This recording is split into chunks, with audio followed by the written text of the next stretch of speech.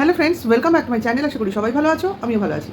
তাহলে বেচুর বউ যে বেচুর ভাগ্যে কী ছিল সেটা তো বেচুও প্রমাণ দিচ্ছে। টিনু শুধু একা নয়, টিনু তো যেখানে যাবে সে যেখানে হাত দেবে সেখানেই তোমার সোনা ফলাবে, কারণ ওর ভাগ্য ওটা। ওর কী করার আছে না করার আছে সেটা তো ওর কাছের মানুষরা জানে যে ও কতটা কি পারে না পারে। অ্যাকচুয়ালি মেয়েটা মানিয়ে চলতে খুব ভালো পারে যেখানেই যাক না কেন। এবং এই যে মানিয়ে চলা, লোকের সঙ্গে মেলামেশা, এই যে সবাইকে কাছের করে নেওয়ার যে ওর মধ্যে একটা স্বভাব, এটাই ওকে বিপদে ফেলে, আর কিছু না। ঠিক আছে, এই ঠেকতে ঠেকতে ঠকতে ঠকতে এক সময় ও এমন অভিজ্ঞতা সম্পন্ন একজন লেডি হয়ে উঠবে, হয়ে গেছে আরও, যেটা বয়সের সঙ্গে সঙ্গে গ্যাদার হয়, তখন দেখবে ওর মতো ফার্মনেস আর কোনো সাধারণ মহিলার মধ্যে খুঁজে পাবে না। তো এখানে আমি টিনুর প্রসঙ্গ মোটেও আলোচনা করতে আসিনি, কারণ টিনুর লেভেলে চলছে, সেখানে আমাদের পৌঁছানোর প্রয়োজন নেই, ওকে ডিস্টার্ব করার প্রয়োজন নেই, এটা আমি মনে করি। আমি এসছি আজকে বেচুর বেচার চ্যানেলের গল্প করতে। ওকে, কারণ বেচু বহুদিন 40,000 30,000-এরও মুখ দেখেনি, মানে একটা ভিডিও থেকে। সেখানে শুধুমাত্র বউকে বেচবো বলাতে দেখো আজকে যে সময় আমি ভিডিও করছি, এখন কটা বাজে দাঁড়াও দেখে বলি। হ্যাঁ, এখন বাজে তোমার 8টা। হ্যাঁ, তাহলে সকাল 8টা। তাহলে সেই সময় ওর ভিউজ আমি দেখলাম প্রায় 43,000। তাহলে বুঝতে পারছো যে এই বউ, যে বউকে বেচু বলেছিল ফেলা থুতু চাটবো না, সেই বউকে চেটে চেটেই আজকে বেচুর ভাতের হাঁড়ির জল ফুটছে, এসির ঠান্ডা বাড়াচ্ছে, বা বলতে পারো শখ মেটানো সম্ভব হচ্ছে। এছাড়া তো কোনো উপায় নেই, কারণ বেচুকে দেখতে কেউ আসে না, বেচুর ফ্যামিলির লোকজনকে সেভাবে কেউ প্রেফার করে না, যতই মুখে ভালো ভালো ভালো ভালো বলে যাক। শুধুমাত্র পড়ে আছে বেচুর বাচ্চাটা। কিন্তু বেচুর বাচ্চার প্রতি বেচুর যেরকম অমানবিক আচরণ, যেটা কিনা বেচু বুঝেও না বোঝার ভান করে, যেটাকে কিনা ভালোবাসার আখ্যা দেয়, সেটা তো ওর কাছের লোকজনের কাছে পরিষ্কার। ছেলেটার না আছে যত্ন, না আছে সঠিক পুষ্টির ব্যবস্থা, না সঠিক পড়াশোনা করানোর প্রচেষ্টা, না কোনো কিছু। তোমরা দেখো যে বয়সে আমরা সারা দিন রাত বাচ্চার ভবিষ্যৎ নিয়ে চিন্তা করি, সেই বয়সে যখন বাচ্চাটার মা বাচ্চাটার কাছে নেই এবং বাবা কোনোভাবেই বাচ্চাটাকে তার মার কাছে দেওয়ার ইচ্ছা প্রকাশ করছে না, উল্টে অপোজ করছে, সেখানে তাদের পুরোপুরি দায়িত্ব বর্তায় বাচ্চাটার পুরো ভবিষ্যৎটাকে নিয়ে চিন্তা করা। সেখানে তারা বাচ্চার চিন্তা কম, নিজেদের চিন্তা বেশি করছে। হ্যাঁ, কেন কেন করছে? কারণ ওটাই তো স্বভাব। যে বাবা মা নিজের ছেলেকে মানুষ করতে পারে না, তারা কি করে এই বয়সে এসে তারা হাঁটুর বয়সী ছেলেরও হাঁটুর বয়সী বাচ্চাটাকে মানুষ করতে পারবে? কিন্তু যেখানে বাবা ব্লগার এবং সব থেকে বড় কথা বাবা হলো লোভী এবং কাপুরুষ, সেখানে সে বাচ্চার কথা ভাববে, এটা একটু আমাদের বেশি এক্সপেকটেশন হয়ে গেল না?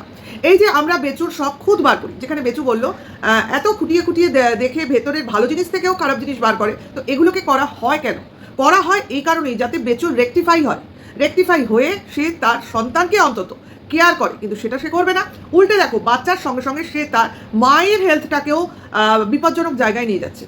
আরে বাবা তো শেয়ানা, বাবা জানে বাড়িতে থাকলে আমাকে বাড়ির কাজে হেল্প করতে হবে, তার জন্য বাবা বাড়ির বাইরে মাঠে ঘাটে ঘুরে বেড়ায়। তাতে কি বলতো, যতটুকু কাজ হলো বাদ বাকি সময় বাটে ঘাটে হাওয়াকে সময় কাটিয়ে দেওয়া যাবে। কারণ আমরা জানি গ্রামে কি হয় বলতো, গরম থাকলেও গাছের তলায় মাঠে ঘাটে গরমটা অনেক কম থাকে, যেখানে কিনা মানে একটা বদ্ধ জায়গায় যে গরমটা থাকে সেটা ফিল করা যায় না। আর যেখানে বদ্ধ বাড়িতে হাওয়ার থেকে গন্ডগোল বেশি, সেখানে ভাই খোলা হাওয়ায় গরম হাওয়ায় ঠিক আছে, এটা তার বাবা মনে করে ভাই বাইরে থাকলে অ্যাটলিস্ট হাওয়া ফ্রি, জল ফ্রি, গাছের ফল ফ্রি, তাহলে আর বাড়িতে থেকে কি করব?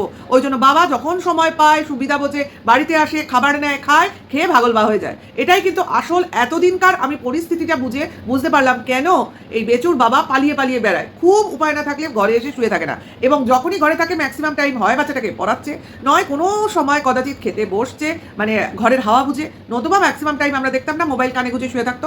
এক্স্যাক্টলি এদেরকে, অর্থাৎ এই মা ছেলেকে সবাই এড়িয়ে চলে। যাই হোক, মার এখন শরীর খারাপ, তাতেও ছেলের ভারী বয়ে গেল।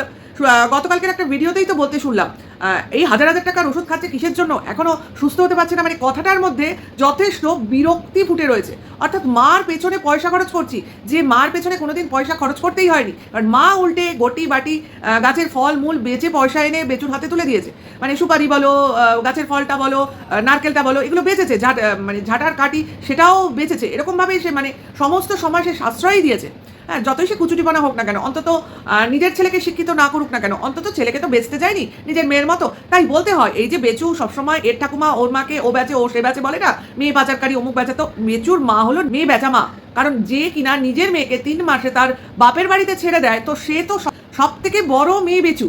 এই যে একটা মেয়ের পেছনে খরচ, তাকে বড় করা, তার পড়াশুনো, তার সমস্ত প্রয়োজন মেটানো, এর থেকে মুক্তি পাওয়ার জন্যই আমার মনে হয় বেচুর মা বাবা তাদের মেয়েকে, বেচুর বাবার ক্ষেত্রে তার শ্বশুরবাড়ি আর বেচুর মার ক্ষেত্রে তার বাপের বাড়িতে বেচতে বাধ্য হয়েছে বা পাচার করে দিতে বাধ্য হয়েছে। তো আমরা এভাবেও জিনিসটাকে ভাবতে পারি, কারণ এগুলো ভাবতে আমাদের বেচুই সাহায্য করছে, কারণ সে তার মানে দিদা শাশুড়িকে তার মেয়েকে ভিন রাজ্যে বিয়ে দেওয়ার জন্য মেয়ে পাচারকারী বলেছে, বুঝতে পারছো? কাজে এই জন্য আমাদেরও এইভাবে ভাবতে বাধ্য হচ্ছি আমরা, ঠিক আছে?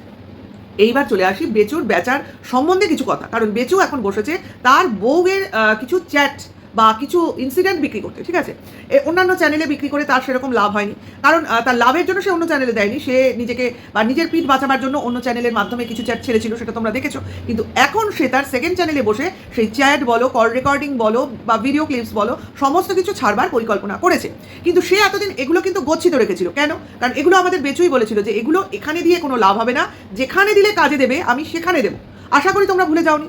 তাহলে আজকে যখন এইখানে দিয়ে বা দেবে বলে বেচু এখন তার ভিউয়ার্সদের কাছে প্রতিজ্ঞাবদ্ধ হয়েছে যে এবার থেকে আমি এখানেই প্রতিদিন কিছু না কিছু তোমাদের সামনে ডিসক্লোজ করব, তাহলে আমাদের ধরে নিতে হবে যেখানে দেবে বলে বেচু ভেবেছিল এবং দিলে লাভ হবে ভেবেছিল, এখন সেখানে এগুলো দিয়ে কোনোভাবেই আর লাভ হবে না। অবভিয়াসলি লাভ হবে না দেখেই বেচু এখন ওই জায়গার আশা ছেড়ে এই জায়গা অর্থাৎ ওয়াইটিকে আদালত মনে করে ছাড়তে শুরু করছে। আরে আদালত তো আমাদের বোঝাচ্ছে, আসলে বেচু এবার তার জুলির যেসব মানে তোমার কন্টেন্ট আছে সেগুলোকে বেচে ইনকাম করার চেষ্টা করছে। ভিউজ লো হয়ে গেলে বেচুকে তার পুরনো বইয়ের নাম করতেই হয়, না হলে তার চ্যানেল দেখবে কে? এটা তো আজকে নিজে বসে বসে দর্শকদের সামনে প্রমাণ তুলে দিচ্ছে, দেখো আমার করার কিছু ক্ষমতা নেই, আমার এখনও ওই মুখটাই বেচতে হয়, তার মুখ বেচেই আমি এখনও ইনকাম করি। দেখলে তো একটা রিলস দেখিয়ে আমাদের বোঝাতে চাইলো যে এই রিলস নাকি চ্যাট ফ্রেন্ডকে পাঠিয়ে সে তার এন্টারটেইন করছে, এবং সেই চ্যাটের কিছু তোমার স্ক্রিনশট এবং ওই রিলস যেটা কিনা আমাদের সামনে তুলে ধরে বোঝাতে চাইলো যে দেখো কিরকম বদ টাইপের মেয়ে, যে কিনা তার প্রেমিকের সঙ্গে ভিডিও কলিংয়ে মানে রিলস পাঠিয়ে তার সঙ্গে ভিডিও কলিংয়ে কথা বলে, চ্যাট করে, এবং সেটা করে কিনা আমাদের বাড়িতেই করে। কিন্তু এখানে আমি বলি, আচ্ছা যখন এই রিলসটা করছিল টিনু নিজের গলায় গান গাইছিল এবং সামনে মোবাইল ছিল, বোঝা যাচ্ছিল রিলস শ্যুট করছিল, কিন্তু সে কিন্তু তার শ্বশুর বাড়ির রান্নাঘরে দাঁড়িয়ে করছিল, কোনো ঘরে দরজা বন্ধ করে কিন্তু করছিল না, এটা কিন্তু আমাদের মনে রাখতে হবে, এবং সেটা বেচু নিজের মুখ দিয়েও বলেছে। এবং যখন এই রিলসটা টিনু করছিল তখন কিন্তু আশপাশে অনেক শব্দ হচ্ছিল, অর্থাৎ বাসনের আওয়াজ পাওয়া যাচ্ছিল, এবং টিনু এদিক ওদিক তাকাচ্ছিল। তাহলে এইখানে কি আমরা ধরে নিতে পারি না টিনু যখন রিলস করছিল তখন আশপাশে লোকজন ছিল, এবং সেখানে হয়তো বা তার শাশুড়িও থাকতে পারে, তার বাচ্চাও থাকতে পারে, এবং বেচু নিজেও থাকতে পারে, তাই না? এটা আমরা ধরে নিতে পারি, যেটা কিনা বেচু বলেনি। কিন্তু বেচু এটা বলেছে যে রান্নাঘরে দাঁড়িয়ে চা করতে যাওয়ার সময় নাকি টিনু এই রিলসটা শ্যুট করেছিল। কিন্তু এর দ্বারা কি কোথাও প্রমাণিত হয় যে টিনু সেই রিলসটা ফোকলুর জন্য শ্যুট করেছিল? তোমরা নিজেরা বলবে তো।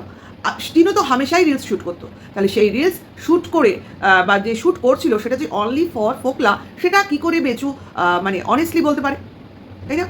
আচ্ছা, এবার তোমরা বলবে যে বেচু তো একটা চ্যাট শেয়ার করেছে, চ্যাটের স্ক্রিনশট, যেখানে কিনা ওই রিলসের একটা স্ক্রিনশট আছে, তার মধ্যে কিছু চ্যাটিং কথাবার্তা আছে, এবং অবভিয়াসলি ওটা একটা যে প্রোফাইলটা রয়েছে হোয়াটসঅ্যাপে সেটা অবভিয়াসলি সঙ্গীর নামে সেভ করা আছে, সেটা বোঝা গেছে, হ্যাঁ বোঝা গেছে। এবং আমরা এটাও জানি যে টিনু নাকি ফোকলুর নামটা না রেখে সেখানে সঙ্গীর নামেই সেভ করে রেখেছিল, তো সেটাও আমরা বেচুর মুখেই শুনেছিলাম, ঠিক আছে, সেটা সত্য আমরা ধরে নিলাম। কিন্তু ব্যাপারটা হচ্ছে আমরা এটাও জানি টিনুর ফোনের হোয়াটসঅ্যাপটা আবার বেচুর ল্যাপটপেও কিন্তু কানেক্টেড ছিল, এটাও কিন্তু আমাদের ভুললে চলবে না, ঠিক আছে? এইবার টিনু তো তার সমস্ত রিলস করে মোবাইলে রাখতো, এখন কোন মোবাইলে রাখতো সে তো আমরা জানি না। আমরা এটা জানি যখন এই ব্লগাররা শ্যুট করে তারা কিন্তু বিভিন্ন মোবাইলে করে, কারণ কিছু মোবাইল সামনে রাখে, কিছু মোবাইল আরও পেছনে রাখে, নানানভাবে শ্যুট হয়, সোজা কথা। যেমন বেচু তোমার কিছু মানে একটা ব্লগিংয়ে রিসেন্টলি দেখালো না, তার ছেলের শ্যুট করছে, এবং সে একটা মোবাইল নিয়ে শ্যুট করছে, তার পেছনে আবার একটা মোবাইল রেখেছে আমাদের দেখাবার জন্য যে বেচু শ্যুট করছে সেটা। তার মানে বুঝতে পারছো একটা শুটিংয়ে কতগুলো ক্যামেরা ফিট থাকে। তো সেই জন্যই বলছি যে এই যে শ্যুটটা সেটা যে টিনু করেছিল সেটা আমরা বুঝতে পারছি আপাতত, কিন্তু সেই শ্যুটটা বা সেই রিলসটা ফোকলুকে পাঠিয়েছিল যে টিনুই, সেটা কিভাবে প্রমাণিত হলো? এটা তো বেচুও পাঠাতে পারে। তাহলে সেই জায়গায় দাঁড়িয়ে কি আমরা এটাও বলতে পারি না? কারণ যে প্রুফটুকু বেচু দেখালো সেটা যথেষ্ট নয় ফর বিলিফ যে টিনু এই রিলসটা ফোকলার জন্য শ্যুট করেছিল, ঠিক আছে? হতেও তো পারে যে বেচু এই রিলসটা টিনুর হয়ে ফোকলুর কাছে পাঠিয়ে ওই সব চ্যাট করেছিল। কে বলতে পারে এইগুলোর সত্যতা? কে ভাঙতে পারে বা কে এর ওপর স্ট্যাম্প বসাতে পারে, তাই না? ওই বেচুর মা বাবা ওদের বিশ্বাস করে কি? দুদিন আগেও যে মাটির হাড়ির গয়না তুলে এনে এখন বলছে ওই সব গয়না বোধহয় ছিল দেখবে তোমরা শুনে ভালো করে ভিডিওতে, মনে হয় ছিল দুটো চেন। যে কিনা বলতেই পারছে না কটা চেন ছিল, সে বলছে বাড়ির গয়না নাকি চুরি গেছে এবং সেই গয়না চুরির রিপোর্ট নাকি পুলিশ স্টেশনে দার্জ করা আছে। ভাবা যায়? সে কিনা জানেই না কটা গয়না কি বৃত্তান্ত। এখন আবার বলতে বসেছে যে ওগুলো আমার দরকার নেই, শুধু দরকার যেগুলো টিনু পরে চলে গেছিল সেইগুলো, অ্যাটলিস্ট ওই শাখা বাঁধানো জোড়া যেটা দিয়ে টিনুকে আশীর্বাদ করা হয়েছিল, সেটা তো ফেয়ার এনাফ না ওটাকে চেয়ে নেওয়া। আরে বোকা গণ্ডমূর্খ, তোর মাও তোকে বুদ্ধি কিছু দেয়নি যে যেগুলো আশীর্বাদে দেওয়া হয় সেগুলো স্ত্রীর ধন হিসেবেই বিবেচিত হয়। সে বউ তোর বাড়িতে থাকুক কি না থাকুক তাতে কিছু যায় আসে না। মানে মানে কি বলবো, আকাট মূর্খ। আসলে ভেবেছিল বিয়ে যখন করে ফেলেছি বউ আমার নিজস্ব প্রপার্টি, সে আমার বাড়িতে আজীবন থাকবে, মরার পর এই বাড়ি থেকে বেরোবে, কাজে তাকে যা দেবো সব আমারই। এটাই আসলে বেচুর বক্তব্য ছিল এবং বেচুর ফ্যামিলির বক্তব্য ছিল। বউকে কিছু দেওয়া মানে সেগুলো সবই বেচুর সম্পত্তি, বুঝতে পারছো তো? তার জন্য সে বউয়ের গায়ের সব গয়নাপত্রও ভাবছে সে নিজের সম্পত্তি। নাহলে বউয়ের প্রেস্টিজ বর বেচে ইনকাম করতে পারে? যে বউকে যখন বিয়ে করেছি তার আপাত মস্তক থেকে শুরু করে, তার শরীর থেকে শুরু করে, তার আত্মা থেকে শুরু করে, তার মান সম্মান থেকে শুরু করে, তার প্রেস্টিজ থেকে শুরু করে, তার মানে এভরিথিং হচ্ছে বরের দখলে থাকবে, ভাবা যায়? এবং সেই দখলীকৃত সম্পত্তিকেই বেচু এখন বেচে বেচে খাচ্ছে আজকের ডেট পর্যন্ত। এবার চলে আসি তোমার ওই ফিক্সড ডিপোজিট, যেটা কিনা পোস্ট অফিসে আছে, ঠিক আছে? যেটা কিনা ছেলের 18 বছর বয়স হলে ম্যাচিওর হওয়ার কথা, এটা ডিটেলস, যেখানে বাবা মা মিলিতভাবে করেছে এবং সেটা নমিনি আছে ছেলে, এই শর্তেই করা আছে, ঠিক আছে?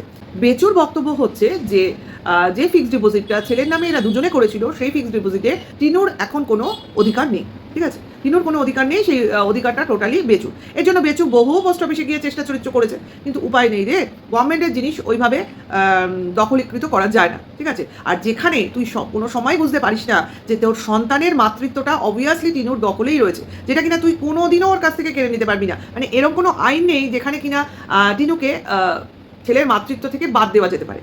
তুই ছেলেকে তার মাকে দেখাতে নাই পারিস, ঠিক আছে? বা মা ইচ্ছা প্রকাশ নাই করতে পারে, কিন্তু ছেলের থেকে তার মার অধিকার বা মার থেকে তার ছেলের অধিকার বাদ দিয়ে দেওয়ার ক্ষমতা স্বয়ং ভগবানেরও নেই। আর তুই সেখানে বসে ভগবানের জায়গায় তার মুখের কথা নিজের মুখে বসাচ্ছিস। বুঝতে পারছিস তো যে তুই কোথায় দখল দিচ্ছিস? একটা ভগবানের জায়গায় তুই দখল দিচ্ছিস, অথচ বলছিস ভগবানের হাতে আমি সব কিছু সমর্পণ করে দিয়েছি।